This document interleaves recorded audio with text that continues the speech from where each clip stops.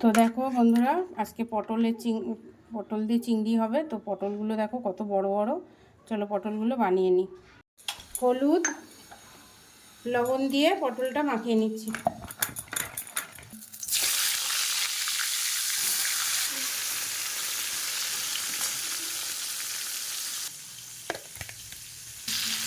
তো পটলটা একটু হালকা করে ভাজা হয়ে গেছে।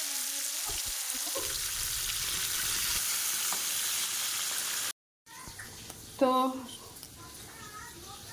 পটলটা রান্না হবে কাঁচা লঙ্কা দিয়ে আর এই যে নারকেল দিয়ে।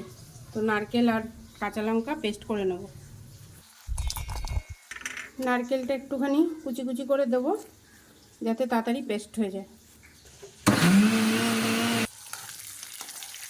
তো বন্ধুরা দেখো, পটল আর আলু ভাজা হয়ে গেছে। এরপরে দিয়ে দেবো হচ্ছে আমার চিংড়ি মাছগুলো।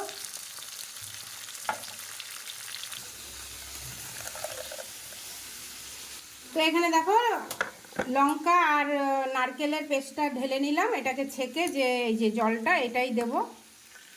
এবার বেটে নেব সর্ষে, সাদা সর্ষে কিছুটা আর কালো সর্ষে কিছুটা, টমেটো। সর্ষের সাথে টমেটো পেস্ট করে নেব আর একটু সামান্য টক দই। হালকা করে ভেজে নেব। তো চিংড়ি মাছ ভাজা হয়ে গেছে, ওর ভিতরে দিয়ে দিলাম নারকেলের দুধ আর লঙ্কা বাটা।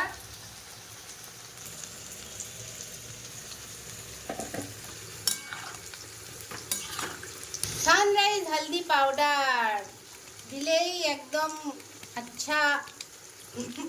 তো হলুদের গুঁড়ো দিয়ে দিলাম, কোনো অ্যাড দিচ্ছি না, যেটা দিয়ে রান্ধি আজকে যত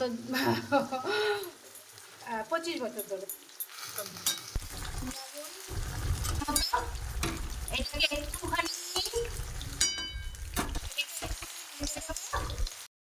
করে নিলাম সর্ষে, টমেটো, দই। তো এবার এটাকে ছেঁকে নেব। তো এবার দেখো,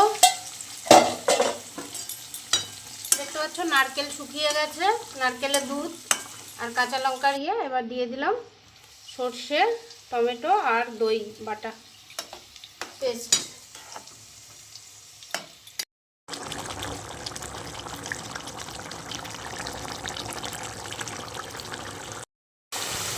তো এবার দিয়ে দিচ্ছি চিংড়ি পটলে একটুখানি চিনি, একটু মিষ্টি মিষ্টি হলেই ভালো লাগে নারকেলের জিনিসে।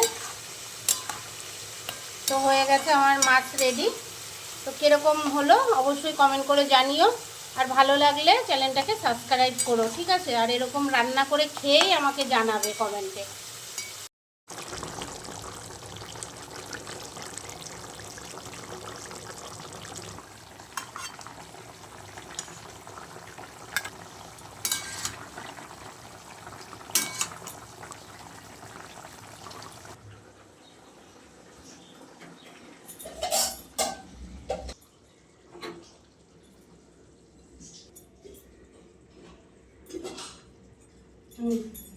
এখানে আছে আমডাল, উচ্ছে ভাতে, মাটন।